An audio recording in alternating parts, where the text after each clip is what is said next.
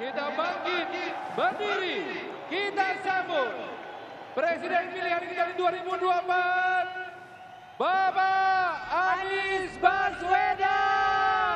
Anies menyatakan banyaknya orang yang hadir di Stadion Utama Gelora Bung Karno, Jakarta saat acara apel siaga Partai Nasdem berlangsung membuktikan kuatnya tekad dan komitmen akan adanya gerakan perubahan di Indonesia.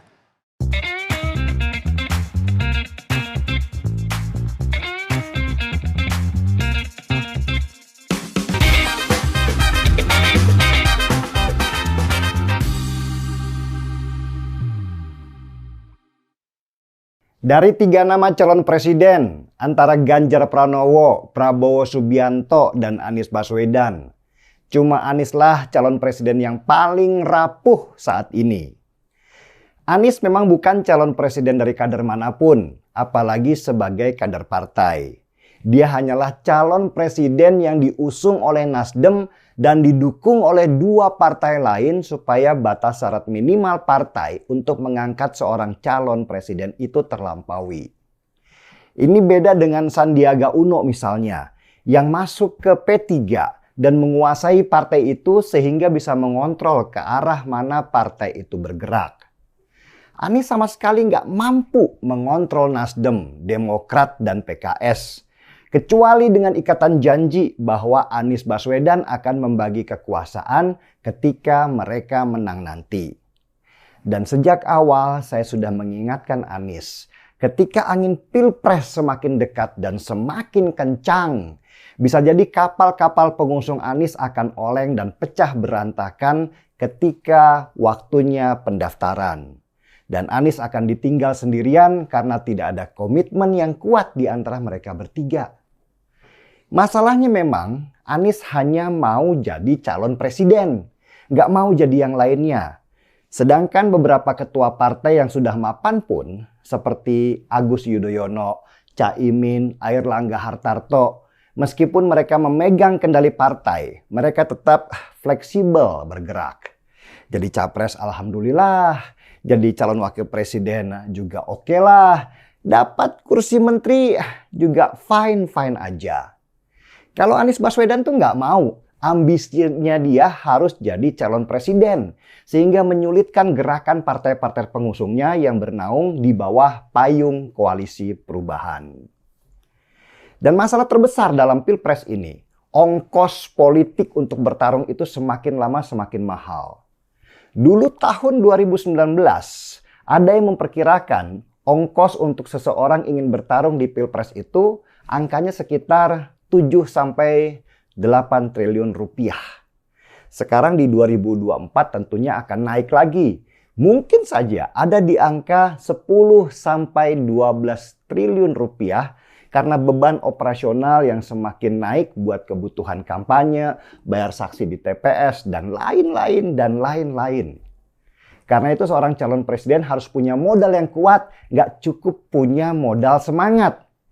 Ya gimana lagi? Inilah ongkos kita sebagai penganut negara demokrasi dan menganut sistem one man, one vote. Dan dengan kondisi survei Anies Baswedan yang terus turun dan stigma yang menempel di Anies Baswedan sebagai bapak politik identitas, jelas bohir-bohir di Pilpres berpikir ulang untuk masuk dan membiayai pertarungannya Anies. Memangnya siapa sih yang mau calonnya kalah? Mereka selalu ingin ada di sisi pemenang lah. Karena itulah langkah Anies Baswedan berat banget untuk sekedar menaikkan suaranya di survei. Dan situasi tambah ruwet ketika Anies ditolak di mana-mana ketika dia mencari calon wakil presiden. Dia sudah ditolak oleh Khofifah Gubernur Jatim. Ditolak lagi oleh Yeni Wahid anaknya Gus Dur.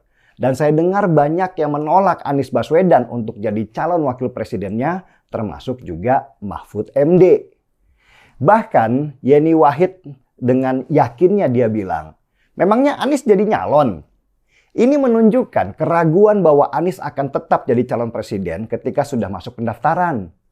Yeni Wahid seperti sudah meramal bahwa di ujung jalan nanti partai-partai pengusung Anies akan bubar jalan meninggalkannya sendirian. Dan yang paling penting, mereka-mereka yang moderat itu nggak mau ikutan kotor dengan cap bapak politik identitas yang ditempel di Anies Baswedan. Stigma itu terlalu dalam, nempelnya, dan sulit sekali untuk dibersihkan. Bahkan Nasdem sendiri kabarnya juga sudah gerah dengan Anies Baswedan. Wakil Ketua Umum Nasdem Ahmad Ali ketika ketemu wartawan dia bilang, kalau mereka, Nasdem, itu mulai kesal dengan ketidaktegasan Anies Baswedan dalam memilih calon wakil presiden. Kata Ahmad Ali, kriteria Anies Baswedan terhadap calon wakil presiden itu selalu berubah-ubah. Kemarin A, besok B, lain waktunya C. Padahal salah satu syarat untuk mengubah hasil survei dan membuat Bohir yakin adalah siapa calon wakil presidennya. Tanpa nama calon wakil presiden yang tepat, sudah dipastikan bahwa Anies akan kalah. Bahkan kabarnya, yang bikin Nasdem kesal adalah kriteria calon wakil presiden Anies itu lama-lama mengerucut ke Agus Yudhoyono. Saya yakin Anies takut ditinggalkan Demokrat karena itu akan merusak koalisi perubahan yang sudah disusun lama. Cuma pertanyaannya, apakah dengan AHY jadi calon wakil presidennya Anies, dia mau membiayai semua ongkos politik pilpres? Saya kok meragukan ya, karena dulu di 2019 pernah ada kejadian SBY datang ke Prabowo supaya AHY bisa jadi calon wakil presidennya. Tapi dengan syarat dia harus membiayai ongkos politiknya. Karena SBY ragu-ragu itulah, maka disalib oleh Sandiaga Uno sehingga pada masa itu dikenallah Prabowo sebagai Jenderal Kardus. Sebuah ejekan dari Partai Demokrat karena menganggap Prabowo menerima kardus dari Sandiaga Uno. Nasib Anies Baswedan memang di ujung tanduk sekarang. Kesana salah, kesini tambah salah. Makanya dia nggak memutuskan apa-apa. Karena memang karakternya begitu juga sejak dulu. Kurang tegas, kurang berani, hanya bisa bermain dengan kata-kata.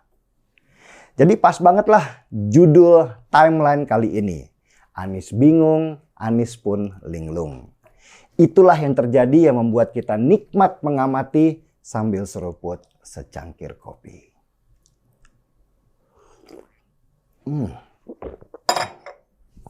Markibong, mari kita bongkar semua. Saya Denny Sregar, kita di acara Timeline.